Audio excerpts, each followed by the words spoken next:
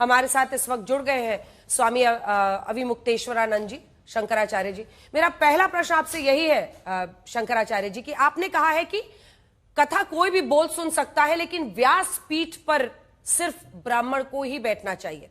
अब कई लोग इस बात को चैलेंज कर रहे हैं कि दुनिया बहुत आगे जा चुकी है, अब हम ये उम्मीद तो रखते नहीं है कि सिर्फ क्षत्रिय ही जाएगा युद्ध करने के लिए। आज हर धर्म के लोग जाते हैं, हर जाति के लोग जाते हैं। बाल काटने नाई का काम है तो वो भी किसी एक जाति से अब जुड़ा नहीं है। तो जो पूरी वर्ण व्यवस्था थी उसमें बहुत बदलाव आए हैं। ऐसे में सिर्फ ब्राह्मण ही कथावाचक क्यों बनना चाहिए?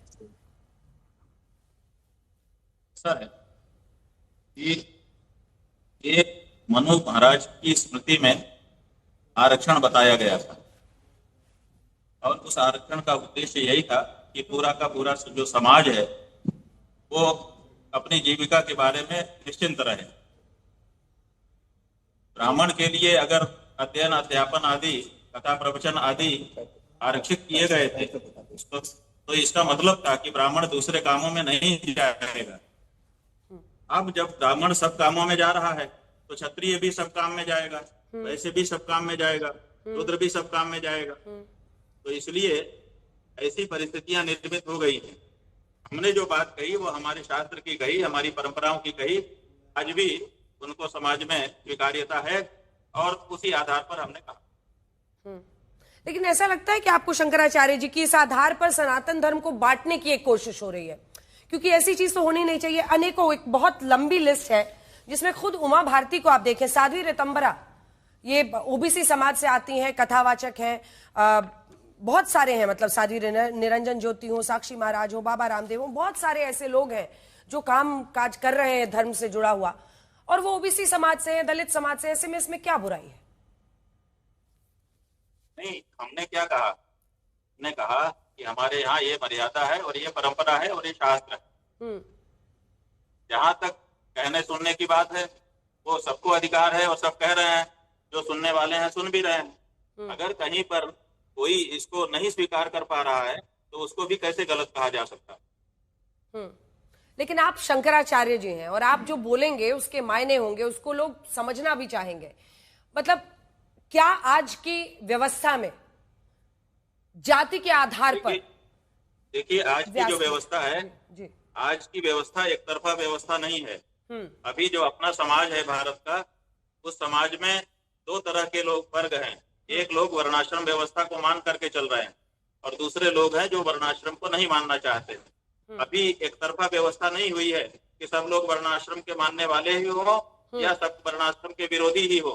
अभी ऐसी परिस्थिति भारत में नहीं हुई है। तो जो लोग वर्णाश्रम को मान करके चल रहे हैं उनको किस आधार पर हम कहेंगे कि तुम मानना छोड़ दो, और जो लोग नहीं मान रहे हैं उनको किस आधार पर हम कहेंगे कि जबरदस्ती कि नहीं तुम मानो ही। तो ऐसी परिस्थिति में जो लोग वर्णाश्रम मान रहे हैं उनके पीछे भी ठोस कारण है, उनकी परंपरा है, उनके शास्त्र हैं, उनकी मर्यादाएं हैं जो चली आ रही हैं लंबे समय से। इसलिए उनको भी गलत नहीं कहा जा सकता। और जो नए विचारों के साथ खड़े हो गए हैं कुछ लोग, उनको भी क्या गलत कहा जाएगा, क्योंकि वो भी वैश्वीकरण हुआ है और आयातित संस्कृतियां हमारे देश में भी आई हैं और विचार आए हैं, राजनीतिक विचार भी उनका पोषण कर रहे हैं। ऐसी परिस्थिति में अगर वो भी कोई एक विचारधारा लेकर के खड़े हुए हैं तो उनको भी हम कैसे गलत कह दें? तो इसमें समझ विकसित करनी होगी कि जो लोग परंपरावादी हैं उनको भी गलत ना कहा जाए, और जो लोग आधुनिकता के पक्षपाती होकर के सबके लिए सब काम कह रहे हैं उनको भी हम गलत नहीं कहें। तो आपकी नजर में क्या होना चाहिए? क्या आपकी नजर में किसी भी जाति का व्यक्ति कथावाचक हो सकते हैं? बात यह है कि हो सकता है क्या, यही है। अभी आप कुछ तो नाम ही आप गिना रहे हैं, तो वो लोग तो कह ही रहे हैं। अब उनसे जो लोग सुन रहे हैं उनको हम गलत थोड़े कहेंगे। लेकिन जो कह रहे हैं कि नहीं हमारे यहाँ ऐसी मर्यादा नहीं है, हमारा शास्त्र ऐसे नहीं है, हमारी परंपरा नहीं है, उनको भी हम गलत नहीं कह सकते हैं। उनका भी पोषण होना चाहिए, वो भी एक विचार है और उसके पीछे पर्याप्त बल है। इसलिए दोनों में सामंजस्य बैठाने का प्रयास इस समय जो भी नेतृत्व कर रहे लोग हैं समाज का, उनको करना चाहिए।